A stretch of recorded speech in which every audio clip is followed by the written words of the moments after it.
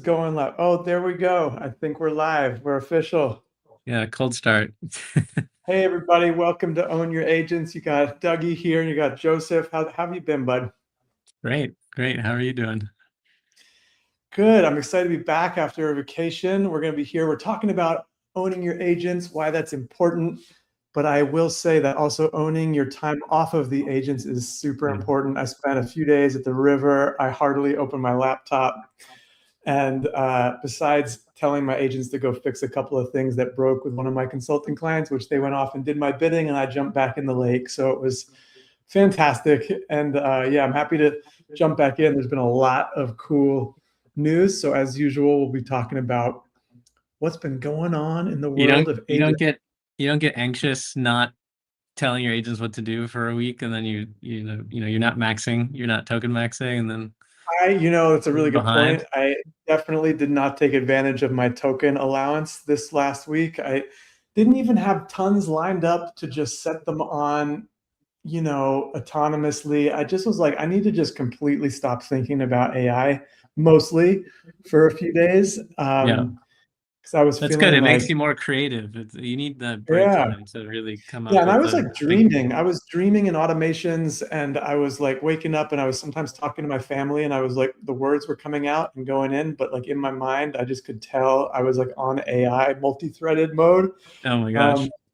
so Yeah, yeah, to have a that's little bit me. of Yeah, break. Yeah, it's good to just and it worked. You were it worked, on the yeah. And I'm water. so Good. psyched because I made like a lot of really cool progress last month, and I'm kind of coming into this new month. I just finished up like a year-long consulting project, and I built something that blew my consulting client away. And it's like the platform for me to build new tools for them at the drop of a hat and replicate that for possibly other consulting clients. Or, I'm coming out to San Francisco. I'd love to show it to you and to Mhm. others. There's going to be something either about what I built, or at least I just know I want to be in the world of AI agents for business and things like that. It's so exciting to me. And so I built something that's cool. It might just lead to something where I can replicate it for other clients or some sort of intro into doing that with. I want to work with people that are like doing some next level stuff. I've been largely the person in my world, and I'm super grateful for it. But like, I'm really at the forefront of my company, and I'd love to be around people that are like pushing my abilities too. And so that's kind of my goal for this next chunk of time. But it's been cool. Like what I'm saying is, I finished up that project before my vacation, and so now I'm coming back to like, cool. How can I use the thing that I built? You know what I mean? And so I can talk a little bit more about what that is. But yeah, I want to hear from you, man. We took a little week off. How have you been? What have you been up to? Uh, been good. Yeah, Trusted Router's really been growing. We got some great investors that joined, actually, the first investors in the last two Wow. weeks. Yeah. Yeah, the open router stuff acquisition has really shifted a lot of people's thinking about routers. They can see that Yeah, it's a very important part of the stack. So big time. I am Increasingly so. increasingly, yeah. So yeah, building that out and then thinking about go to market and how Yeah. to Is expand that. it pretty much your full-time focus right now, besides your fun hobby stuff, of course? Yeah, yeah, it's my full-time thing. Yeah. Yeah, I'm pretty much focused totally. on that more now because that seems to be what people are more interested in. Yeah. Yeah. I mean, I remember like it's really interesting. Yeah, we talked probably like I think it was like 6 months ago we started talking. I remember that road trip I was driving back from Miami after like a team drop in, and we just talked for like Yeah. I think almost 2 hours, and it was like about the importance of private, your data privacy, the importance of um, yeah, of like whose pocket to be in. And I think that's an interesting topic for today, especially in light of like these big names like Gemini and ChatGPT, of course, Anthropic, like releasing things that are just so wanting you to be in their world. Um, and so Yeah. more importantly than ever is like, do we go with the easy option? Do we go with like wanting to own your own agents? It's a really fascinating time, but I think a huge piece of that owning your agents is understanding what a router is and why it's important. So I hmm think you're in the right exact place. Yeah, I think everyone, I mean, some people are talking about it. I don't think it's become overall as a discussion topic. Alex Karp is going around.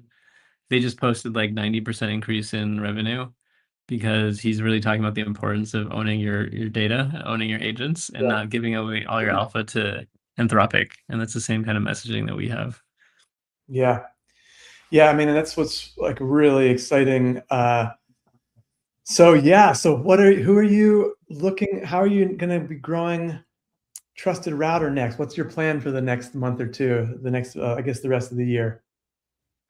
So someone was saying that I should have a sales operations person that can reach out and prioritize contacts to reach out to, set up my calendar, and then I just go in and sell it and close the lead, close the sale. Mm-hmm. I and then someone else said I should make that person an agent instead of hiring someone. So I don't know what you think about that. But I haven't tried it. I don't know. They're saying Hermes could do Yeah. it or something, but I don't know. Yeah. Well, look, I mean, here's the deal, and I talked to like a lot of clients about this. New companies starting right now are in this wonderful opportunity where they can be AI first, like, AI native. What's even AI first is if an old company, I'm just trying to remember the terminology. The difference between like AI native and AI first is an I old don't know. company who's trying to go into like transform their platforms and their employees' workflows. I think it's AI first. If you're AI native, you are like born in the era. Your Hmm. company's born in the era of AI. There's not even any retrofitting necessary if you just really are AI native. And by what I mean by that is it's so tempting to, especially if we've done businesses before. I've helped like launch a lot of businesses, mostly for others, a few of my own. But there was these old tools, old techniques, and that you kind of went your default. Here's your go high level, or here's the way you set up your CRM or whatever it is. Here are the tools that are standard. Here are the ones I know. But that's great. But now we've got this new era where everything is new, right? All of these tools are up for, especially if you're a new company, you have the opportunity to start fresh with AI first tools and make your company really run AI native. And so to answer your question, like, is an agent appropriate for sales or marketing, right? I mean, this is a really cool topic. First of all, picking the right CRMs and picking the right, you don't have to go with go high level. It's a pain in the butt to use, horrible API. Do not go the path of least resistance to your old things. If you're starting a new company, do the research to think of like, okay, who are like the cutting edge, latest AI first CRMs or these tools? Or do I even need to use Who some of these some Yeah, subscriptions? someone pointed at this other new one, Okara.ai. Mm-hmm. Have you heard of it? Interesting. The new CRM. Apparently, yeah, apparently a lot of people are talking about it. Mm-hmm.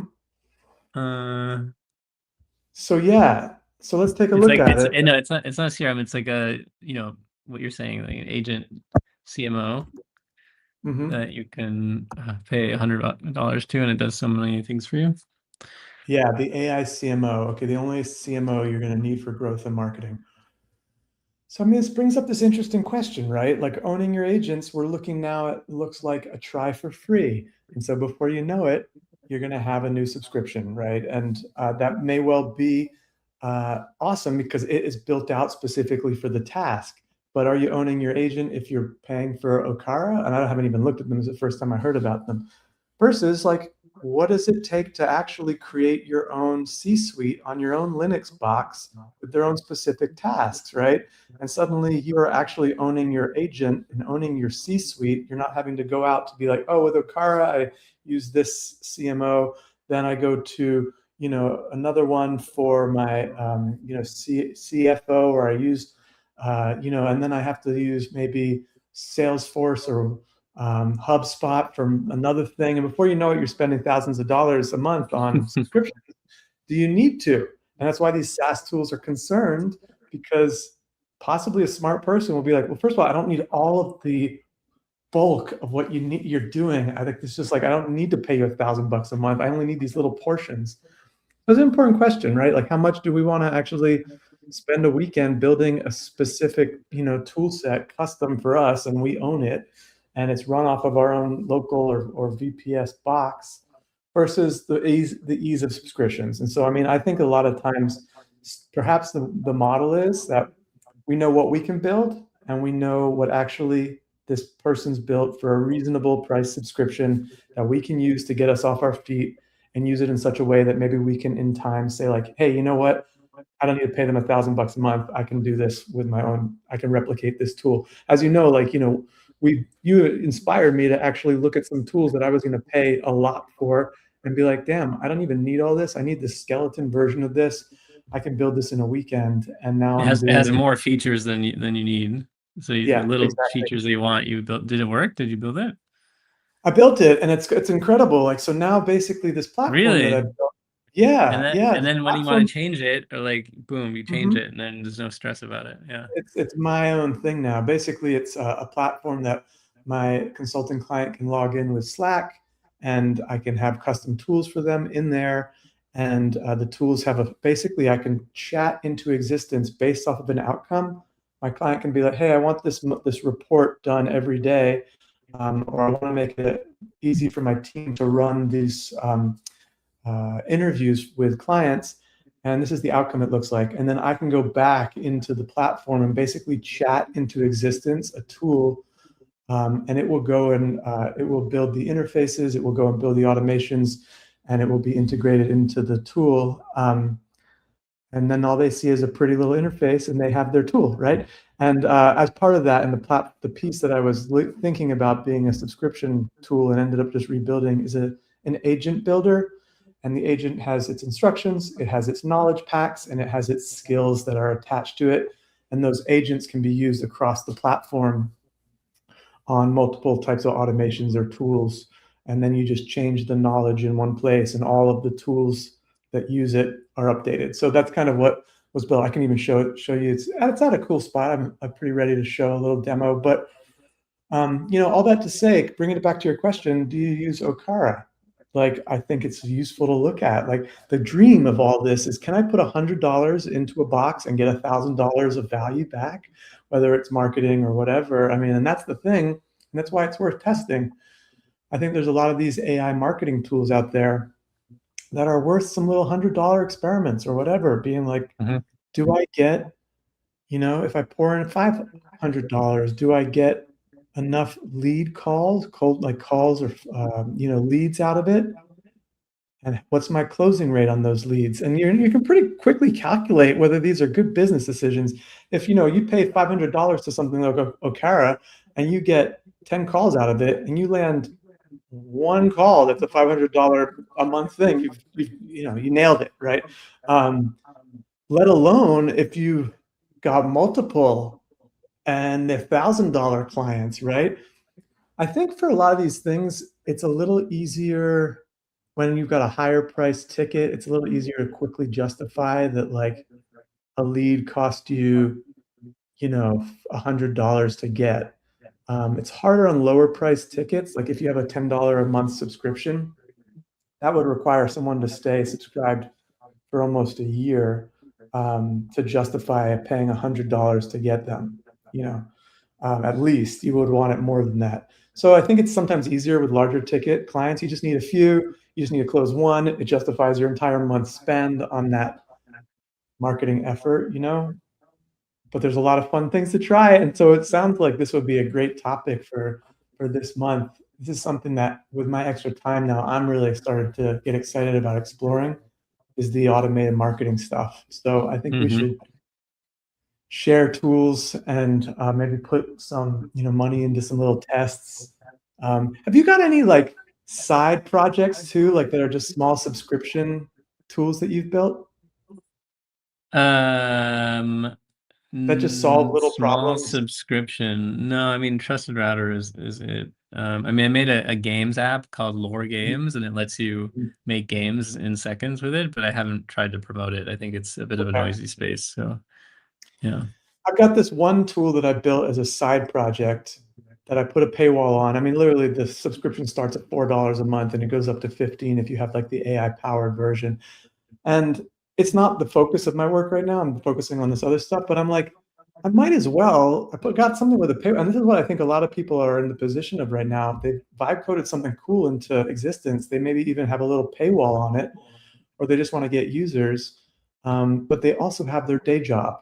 I think a lot of people who've done these things, and so they suddenly built something. They're like, cool, I got this $5 or $10 a month app I built. Well, I don't have any users, and I got to go back to my actual day job.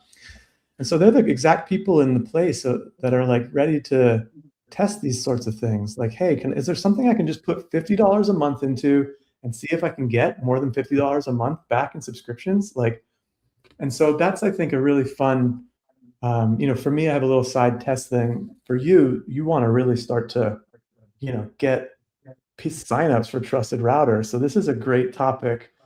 And I think a lot of people are interested in this topic right now because a lot of people, like I say, have ideas for these little money makers. So where are those people?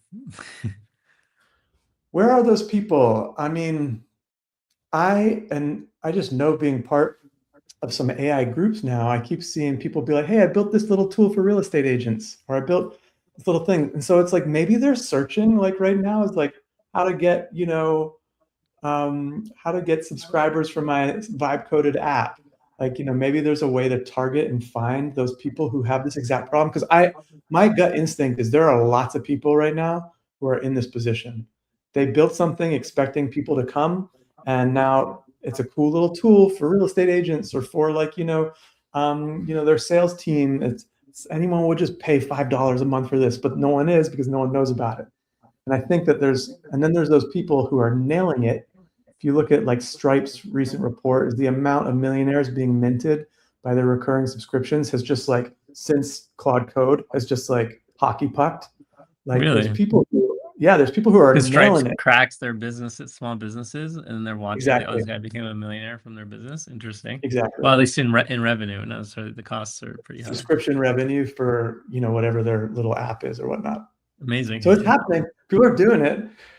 Those people are ahead of the curve, and I think that we should get ahead of the curve. So I'm definitely interested in this month focusing on that. It's going to be a big month. After this week is, I'm officially off the full-time thing, and I'm going to be really focused on this, which is going to be exciting. So I think sharing tips and tricks will be great. I'd love to support Trusted Router with this, is what I find too. So anyways, I think that brings us up to, should we get into a few news items? I got a few things that we can talk about. Okay. Kimmy K3 came out while you were on it. Yeah. So let's talk about Kimmy K3 for a second. Kimmy K3 had come out, and then they had a couple of weeks where they're like, in a couple of weeks, we're going to release it open, downloadable. And everyone was like, okay, is something going to happen before it gets released that's going to block it? But it didn't. And people downloaded it, and something almost as powerful as Fable or Mythos or whatever. I don't know. What I heard is there's levels where it's as powerful or more powerful, and a bunch that aren't. So perhaps you can speak to that. But it's in the wild. I heard the same. Yeah. What have you heard? It didn't get blocked by the Trump administration. So, and yeah, it's better at front end and law somehow, and weaker in other parts. And it's an amazing model. It's very expensive for an open source model. It's the most expensive. It's the biggest and most expensive open source model. $15 per million tokens. You mean to use if you're using API tokens, right? Yeah, I mean, if you try to run it locally, it's 2.6 trillion parameters, so it's expensive to run locally as well. Yeah. Okay, so you would need like a few GPUs or something. Yeah, maybe 16. I don't know. Oh, so you're talking like if you had a local box and you didn't want to pay for tokens, you might have to invest how much? Ballpark.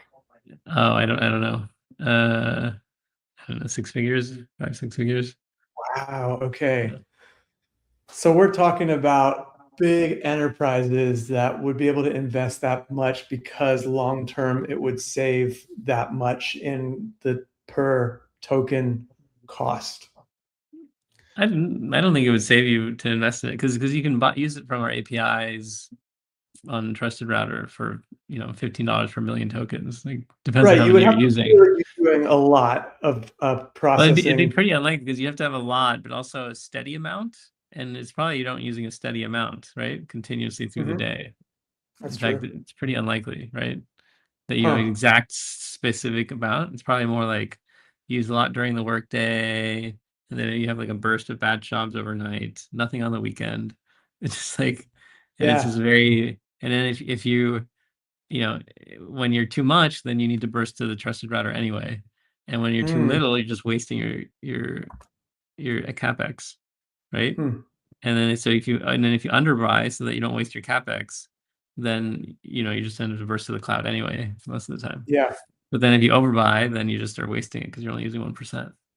Mm. So I'd say it's pretty Well, impossible to get the amount of AI you use is like this. It's just like this. It's like very spiky for and the way an individual or even a company uses it. so who's downloading it? If you need that much to process it, are who's using it locally? Uh, Big organization. Kimi is quite large. Most people are using like a 27 billion parameter model, like Quen 3.5, 3.7, um, 3.6. I think some people are running. I saw 1-bit Kimi K3 quantization, 1-bit. So normally it's like 8-bit, right? Or BrainFlow 16. This is a Mm. 1-bit quantization, and it's at 76% of the performance, and that actually Hmm. runs on a laptop. So I bet some Hmm. people are doing that. Well, that's interesting. So, I mean, I think that like it comes down to, there's a few things. Obviously, running it locally is awesome if you can do it. It's going to save you on tokens, but there are other models that are going to be less expensive in terms of like what you need to run it. In the meantime, you can use it with something like Trusted Router and have access to this. However, in that case, even though the sort of link to Trusted Router is going to be encrypted, there's certain models where you, as Trusted Router, can't ensure that the piece that goes from you to that provider, like Kimi, isn't going to be, that data isn't necessarily private. They might be looking at it. And so there's certain models, certain providers that say we don't monitor it or it's encrypted, whereas there's others where it's kind of a black box and you don't know what they're doing. Is that right? And that's part of the concern with some of these models. Yeah, exactly. Okay. Or the provider might be logging and doing things or refusing. Mm-hmm. Yeah. All right, I got a couple of other things. I'm going to share my screen. Here we go. So as you know, um, Team Central app. One of the things I love about it is it has a bunch of different tools that I actually created this for my team, but I actually use this. One of my main things I love about this is I have my news subscriptions that I subscribe to, and then I have a really nice app that you can see it by like Kanban or by this. It's nice on the phone too. I just read this before going to bed. But what I like to do on this call is I just search right here. I have a little simple search right in my browser just for agents. And then, these are things that we can talk about. But a few things that I do think happened since 2 weeks ago that I thought it'd be interesting to talk to you about is like the couple of sandbox escapes. And so for people that don't know what that is, it's like there was these containers that were in that OpenAI or even Anthropic had created to run some tests and set some challenges for their advanced models. And those models were able to, because these models are just looking for efficient ways to find a solution. And so they found ways to get what they needed by breaking out of their container. And so you got that news, and it freaked people out. Nothing terrible happened, but effectively it was able to find, like, from what I know, some little API keys in the data in its sandbox, and it was able to go out and find what it needed elsewhere. In particular, the thing that exploded with all this news was Hugging Face. It went out and was able to get into Hugging Face somehow and get some stuff. And everyone got super freaked out. I wanted to hear what your thoughts are on what happened and maybe even shed some light on the concern or why it isn't as much of a concern, depending on how you think about it. That's a good one. So I think that it's a real hack. I think it's like I've run these models myself on cybersecurity, and it hacked my monitor. Now I'm realizing maybe it did start hacking other things. I don't know. Wow, I think, really? yeah, I'm realizing that it's kind of hard to lock these down by definition because they escape these sandboxes. Mhm. And obviously even OpenAI can't keep them under control. And so, they could have had maybe more security, maybe they will from now on. But they're using this as an excuse to try to get people to ban the open models, as they Right. would. But they are absolutely very powerful and can do these things.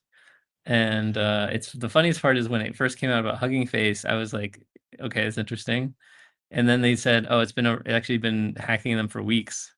It's been escaped for weeks, so they didn't notice. Yeah. And I thought, okay, that seems a bit weird. Is it likely that it's moving around the internet for weeks and it's only hacked one company? It's probably hacked more. And then, a week later they found, oh, actually it's hacked a bunch more. And then apparently Yeah. Anthropic also has hacked a bunch of people. And so I think pretty much anybody, I mean, if you think about it, actually everybody's running these models with internet access. And so Anthropic, it was 4.8 that did some of the hacking. So Not actually, even their most the powerful. models are probably hacking, of the million people, 10 million people running these models with internet, probably some of them are hacking some other people and they Yeah. never looked and they never noticed. Wow. All right. And so Yeah. this is obviously a big topic. We just saw it's going to the White House. People are putting these bills out. What's funny about all these like bills that are being pushed out is that like, do you know how long legislation takes for anything to get passed? The reality is Yeah. such that like by the time something gets passed, it's going to be kind of irrelevant, probably most likely. And just as you say, these models are then downloaded, and so you can say to OpenAI or Anthropic, hey, you need to go through these tests, and we need to do these reviews, and which I think is good, but that's not going to necessarily limit access, to a lot of things that are already out there, right, and already super Mm. powerful. And so, kind of comes down to this question of like, first of all, there's two things. First of all, we don't want to put too much regulation on our, companies in the US such that we would fall behind China. And some people even are concerned of whether we already are. But the fact is very important. Like the fact is we need to at least stay in lockstep with other big superpowers developing these things. It would be really, really bad to fall behind because the future is controlled really by these folks. You look at Europe and things like that, and they're very concerned about their data sovereignty and their sovereignty around what they're able to control because they haven't invested in development and in energy and in all the stuff that's needed to be at the forefront of this, and stay a superpower, so they're concerned. We don't want to fall behind. So in some ways, we don't want to like, hinder progress. On the other hand, there's a responsible thing to do, but then forget about all of that. Anyways, all these things are in the wild. So some people are like, oh, we got to put limits on, we got to prosecute, we got to not let people have access to that. Whereas other people are like, look, and we've seen this maybe with open source, the more people that have these tools in their hands, the more fixes also get created, the more Yes. robust, Or you right? can lock down everything. Yeah, what are your thoughts on that? Yeah, And is I'm there like trying a to use it historical right now precedent? to lock down some of my implementations of what I'm doing. And, Mhm. if Fable's refusing, then I have to go to Codex, which is not refusing, and it's actually trying to improve my systems. And Mhm. if I don't improve the systems, then someone can just walk in the front door, someone who has a hacked version of this stuff. Right.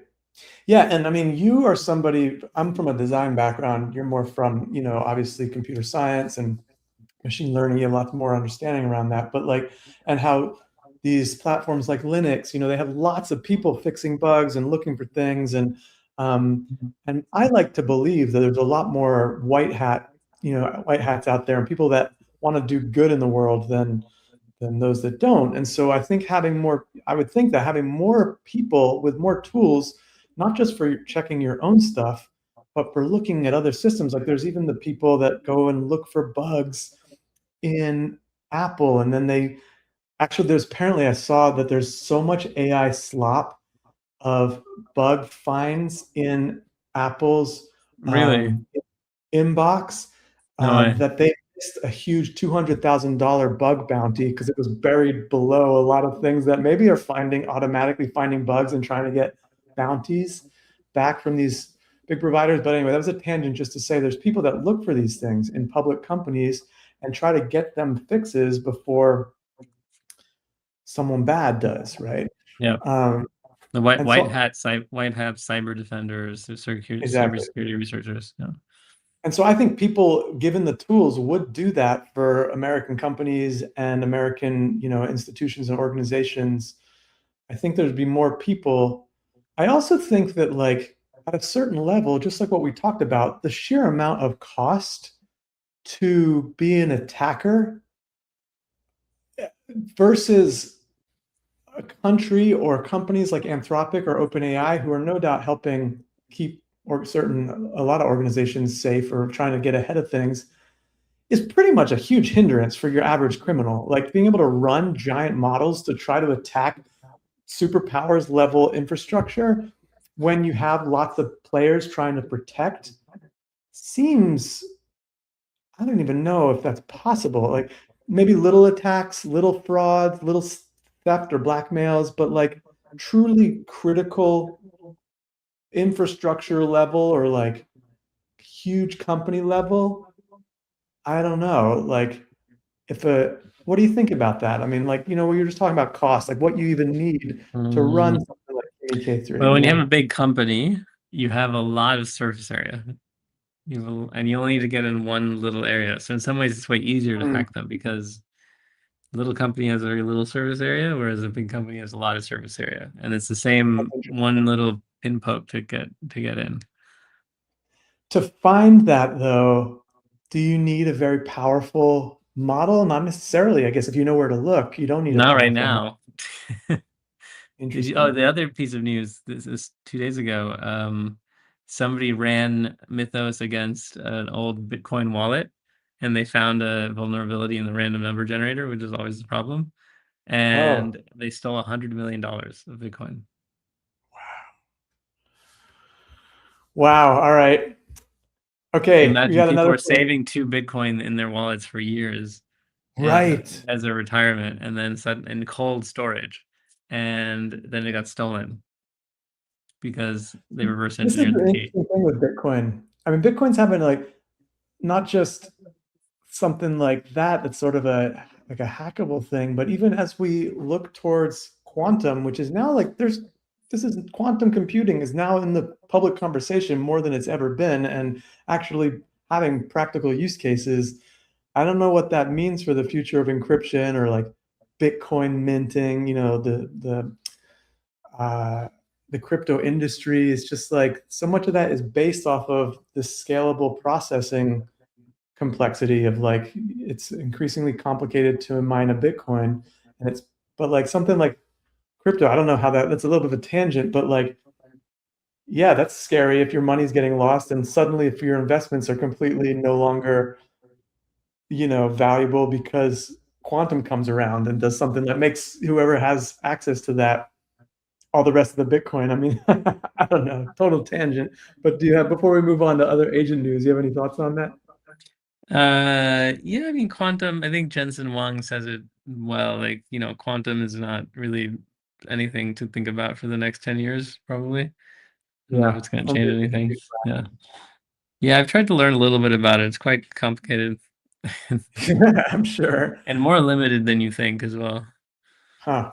And I'm sure as it grows, then things like quantum encryption will grow, or like Bitcoin's sort of incorporation of quantum processing would scale at the same time. So maybe it's just like not as much a concern. It's not like it will suddenly be here and like crack all the encryption out there. There'll be like pieces of upgrades along the way, I Yeah. would imagine. Just because it's so complex. It's not like some dude in his backyard is gonna like make a quantum computer, probably. No, Okay, they're very, so we don't have very to worry about complicated. that. Let's talk about another topic I saw on this news thing. OpenAI Presence wants to make AI agents production ready for businesses, and I think that this comes back to our. We don't need to get into it, but this kind of comes back to something we talk a lot about in the live stream, is that all the companies want to be your provider, and they make it easy because they're like these one-click add to my business. Gemini, here are my business accounts. Um, you have access to my drive. It was so easy to connect. What? And then there's like this idea of like people in businesses who are like told, hey, you can't use such and such, but they're doing it on the side. I think they're calling it like shadow AI. It's like Okay. people using their personal accounts. And, Personally, yeah. like, what do you think about, and That's a again, massive coming back to security the element, problem. All your data is going to the sucked up because you don't have an AI policy. and you're dependent And on one provider too, right? you know, So what do you think about, but again, like it comes back to the simplicity. It's so easy to roll out for everybody. It's easy for like the systems admin or to be like, hey everybody, we've now upgraded everyone to Gemini in our Google Workspace. Here's a couple of use cases, go to town. And I'm sure OpenAI and Anthropic and Gemini, they're trying to really make it super protected and yeah. safe that you can't suddenly, you at least know that you're in OpenAI's world and they're responsible for keeping your data safe and not like suddenly spamming your entire contacts list or whatever you're sort of hoping. Versus, and it's kind of predictable with, maybe the budget, at least if you're just using subscriptions, everyone's $20 subscription or whatever it is. Um, Versus, what's the alternative? It's like a custom platform that like you have more control over, but it's more manually set up, like, which isn't really probably possible for small businesses. Like, what is the alternative to just bowing to these existing providers? Hmm. I mean, I think using a router like Trusted Router helps you like try out different Chinese models that Mhm, or American open source models. There's a bunch of American open source ones, like Thinking Machines released one called Inkling, mhm, and Nematron is from NVIDIA. And so mhm, you can use American open source or increasingly Chinese ones, and that way mhm. you're not locked in. But no one, there's not a lot of options for full stack end-to-end offerings for being the provider and being the harness. I think the harness is a Right. really interesting question. Yeah. Right. Basically, because the harness is like the UI in a way that the user would use, right? And so then you could think of one that's like platform agnostic. They exist, right? That like you bring your own subscription or your own key from either different providers or a router like Trusted Router, and then you have access to all of the things. And so the benefit there is you might get some cool features that like the other platforms don't have. You get control over the models. You get ability if one goes down, then you have a fallback. All sorts of cool benefits.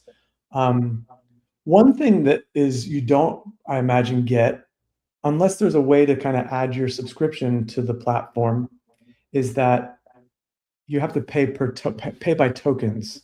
which a lot of your employees may well use far and above their $20 a month subsidized plan. Yeah. Yeah. I mean, people want to use the free tokens. Yeah, right. So that's really nice to have. That's one benefit that these companies, again, they're probably subsidizing. And maybe there's some things go out in the wash. Like a lot of people don't even use their $20 or their $100 plan, whereas other people are using thousands of dollars of their $100 or $200 plan. And so maybe they try to balance it in some way. I'm sure they're still subsidizing because they want to get people into their walled garden, right? And so that's why they're probably doing that. It's easy for companies to, first of all, say, okay, here's our AI budget. We got 20 licenses on the $20 plan or $100 plan or whatever. It's a lot harder when you're dealing with tokens to know. But like I think with intelligent limiting, you can be like, hey, everybody, you all get $200 a month of AI tokens. And if you've used it, if you exhaust it, you exhaust it, but that's your allowance. Here are some ways to be efficient. And so maybe we can talk about if that's the way, like say if someone's not just using Claude for their $200 plan, if they're getting like $200 a month in trusted router credit, then it comes down to if you got to be efficient. So maybe you can talk a little bit. Like I just had someone talking to me today about like, hey, I want to make my automations cheaper. Like, how do I know when I need to use a thinking model or like a more stupid model? And my best answer to them was like, actually, you can go to Trusted Router, or you can go to just AI itself and be like, hey, I've got this problem. What Yeah. do I, yeah, tell me, like, what do I need? How much thinking, or what model, you know? Yeah, and that's why we put together this advisor skill. And OpenRouter recently released today a similar skill, actually, to copy what I did a few weeks ago. But it advises you, give it your problem, and it helps figure out and test which models that you need to use to decide what model would be good for your problem. And it helps you set up the evals and the benchmarks and all of that. And it's all built in. And does it like tell you, can it give you estimates of like what something would cost? If you find like a cool it tells you the model, cost, it like tests it to make sure it's not out of your budget. It's very thoughtful about what you should do in terms of how much you should pay for things. And it really tries to get you the most efficient model for what you're trying to do. And by the way, the other cool thing that we launched is the model marketplace. It's really cool. So now people who have GPUs or other machines or other models can provide their new models on our platform really easily. So we onboarded our first partner, which is Neurometric, and they have these small language models that they sell to Fortune 500, and they're a featured kind of partner for us. And that means that we actually have more models than OpenRouter, because we have this marketplace which lets anyone put in these models. That's super cool. Yeah. Yeah. So yeah. What was interesting talking to this this buddy of mine was that he was all like, "Oh, how do I how do we do it with the cloud subscription? I want to save money, etc." And I was like, "Listen, have you actually run a test how much it's costing to do that thing?" He's working with a construction company, and he's like, "No, we just want to make sure to save." And I was like, "Listen, I was running an automation company. I was running thousands of hits on LLMs every day. My cost, because I was efficient, my cost every month was like something like $50 to $100. Like, you know what I mean? It was like not, it's just amazing if you are efficient with your tokens. It's amazing how inexpensive you can get this stuff down to. So you can try to like wrangle and use subscriptions and hack sort of things to try to save some tokens, or you can just be like, guys, it costs $100 a month to generate $10,000 of outcome. Like, isn't that, do we need to continue to try to hack something cheaper, or is that just a great business cost? Like a very valid business cost, you know? And then DeepSeek has been innovating on this cost stuff the most. They're using very inexpensive Huawei chips and using crazy algorithms that are co-optimized with the hardware. It's a hardware software co-design. And they have gotten it to the point where it's like a few pennies to do almost, Fable level models with Flash. And then the Pro is coming out in the next few days. DeepSeek V4 Pro general availability is going to be 100, 200 times cheaper than Fable, but probably close to equal quality. Right. And it's going to be like, why use any other model? Just use DeepSeek. Like, if you have a problem with it, just run it 3 times. Right. I think it comes back to why would you not use it? Well, DeepSeek is again a Chinese model, which, by the way, we may well see. That's true. They're training on your data if you go to the DeepSeek servers in China. Yeah. And not just that, it's very likely. In fact, I might even say it's probable. By the end of the year, we're going to see a national ban on using hosted Chinese models. I mean, it's very possible like that. It could happen. It could totally happen. It could happen. And so if you're basing your screws my business, but yeah, but I mean, it's like at least worth thinking about. It's like if you're basing your company on an assumption even hosted in US, or are you saying hosted in China? I would say probably if it's hosted in the US and it's ensured that the data is staying in the US. Yeah. Then I think that there might be some way to, like, though they were trying to do with TikTok, right? Like maybe there'd be a solution that you could still use this, because there's a lot of like government agencies that are benefiting massively from it. So it's like they're wary of limiting something that they themselves benefit from. That they're right? using. Yeah. Yeah, but it's very possible that it's coming. We're starting to see the beginnings of like the geopolitical national level concern. And the reality is it's a lot harder to control than like MP3s, like Napster. It's a lot harder to control than something, because that's just like probably I go to the ISP and just block something for something like MP3s, right? That's just like so funny example, but that's why it's harder to block this kind of thing. People are like, why can't we just do like Napster and just stop these things? Okay, so that's why you can't do that. And then but it's not as easy as something like nuclear to control, where it's quite hard to make your like enriched plutonium or uranium, like whatever you need to make these things. It's quite hard to control.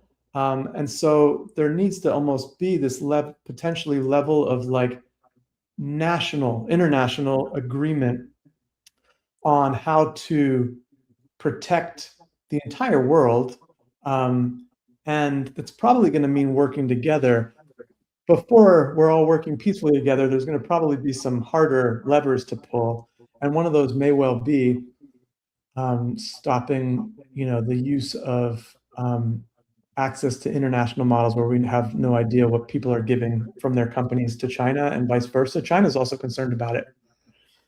You know what I mean? So I don't know, like we're going to see, but I think for any company that's relying on something that is a Chinese model, it's going to be important to think about what might be the get around if that sort of thing happens, Yeah. Yeah. Yeah, I mean, the idea maybe you could have servers in the EU, and then people can use in the US can use Yeah. VPNs, access the EU servers, get around all Totally. these like North Korea style blockades that the US has. Exactly.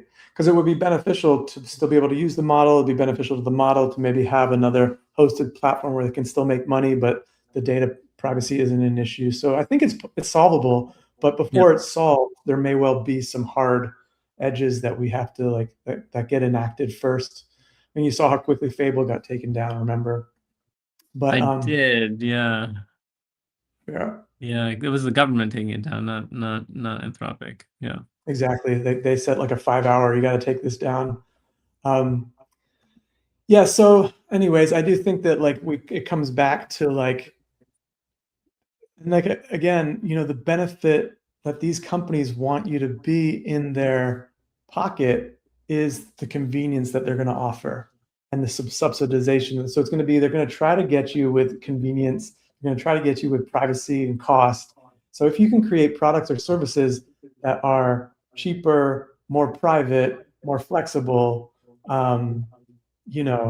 smarter. And this is a lot of what, Trusted Router offers in terms of some of the cool fusion things that you've done. It's like that was prompted when Fable got blocked. You were like, hey, here's a technique that's like cheaper, more protected, smarter, potentially all the things.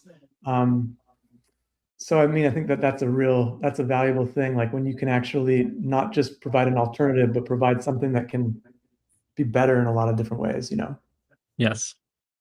Uh-huh. Yeah. Yeah, we got to get the word out more. This is better in so many ways. I think that I'm looking if there's any other cool news that I wanted to oh, it's so much news for upcoming news that we shouldn't talk about that. Did you watch the Odyssey? No, but I heard that, I haven't seen the one yet that's out, but I heard that Elon Musk saying by the end of the year or something like that, he's going to have an entirely AI created one that's factually accurate, entirely created by Grok. So did you hear about that? Yeah, I heard about it. Yeah. He's a nut. Yeah.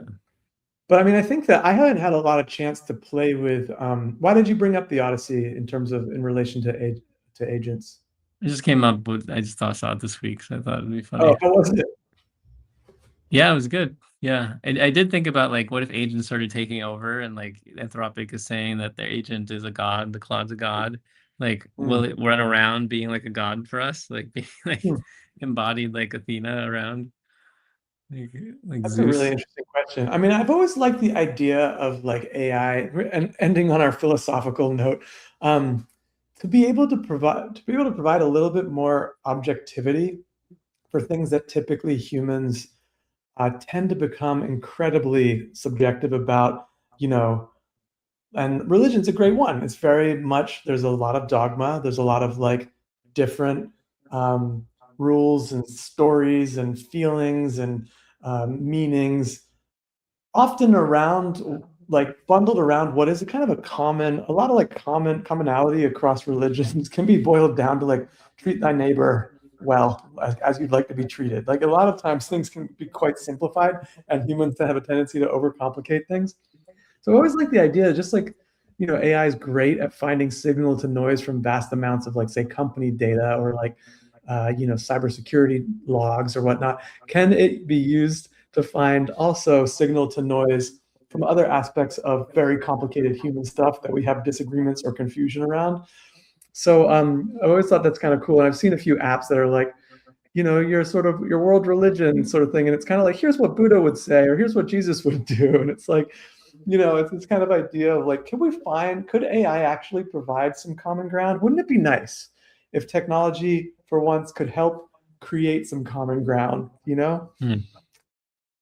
I don't know, man. It might be pie in the sky. I used to be more of an optimist than I am. I'm still a big optimist, but I don't know. Yeah. I like to think that AI, even if in the short term there's some bumpy things, it's going to be able to provide some really wonderful stuff for humanity, not least of Well, all maybe one thing it's doing is translating. You can much more easily communicate with people in different languages yeah. and translate big writing, but also Twitter is like automatically translating Yep. random texts in China and Japan. It's kind of interesting. Yeah, that's really interesting. I mean, the Babel fish, right? It's like the sort of the trying to minimize or bring down walls between cultures, which a lot of times like the forces in control don't like. They like that there's this kind of obscurity. Because a lot of times I've traveled a lot all over the world, and I remember talking to people in Pakistan and being like, they're just like, we want to just have a safe place for our families, and this is what we love to do, and this is what our life's like. And I'd be like, wow, yeah, it's a That lot of sounds like exactly the same. Yeah. we're told that you're a bunch of crazies, and they're like, well, that's what we're told too. And then like here we are, like sharing tea in the street, having a lovely time together. Which never And really so happened before. It used to be like, oh, they're speaking this weird language. Who knows what they're saying? exactly. Plotting. Who So knows maybe what they're that's a good plotting? example. Maybe there's an opportunity for that. I love to think about that. Yeah. That and maybe there's a way that in the future we'll have our own agents that are going to help us navigate everything from like losing a few pounds after our holiday at the lake, which I definitely ate with reckless abandon, and we got to see if that helps me on a personal level. It might help my Yeah. relationship, communication with my fiance or with my parents, or with my business partners, maybe cross boundaries, cross border communication. I love the idea of how this technology has the opportunity. And this comes back, this is a good way to bring it back to marketing. I love my technologist friends and I love technology. People often talk about marketing in a really negative light, I've found, in the world of technology and Oh, often tech really? entrepreneurship. Yeah, they Hmm. often think of it as kind of a last thing. And it's unfortunate, because if the big tech companies had actually thought about marketing and the story that they're telling and want to tell, Hmm. before doing all of the things and just like launching stuff and like seeing how people deal with it. It's unfortunate. I think the story could be very different around AI right now. Hmm. Hmm. And that's because that's what marketing is. It's the story by which Hmm. your product or service Hmm. is told to the general Yeah. public. And the general public are distrustful of technology for technology's sake. A lot of us get really excited about, hey, this is what you can do with it, and we're hopeful, but that's not the general populace. And so Product actually investing marketing. in proper storytelling for whatever it is Yeah. you're building is even if it seems counterintuitive or like a funny soft thing that people, there's a lot of terrible marketing that happens out there, so I understand also why people have negative connotations about that, but ultimately what good marketing is good storytelling. And I Yeah. think if some of the companies are now starting to think about it, they're like, oh shit, we need to invest more in our storytelling, tell a better Yeah. story. I wish they'd done it a That's little good. earlier, but that's something just to Yeah. think about. That's a good point. Yeah, it makes sense. Yeah. I'm gonna end the stream now because All right, it's everybody, thanks for time. coming. We'll see you next Thanks for week. coming. Yeah, it's marketing is becoming the focus, I think, should be. Yeah.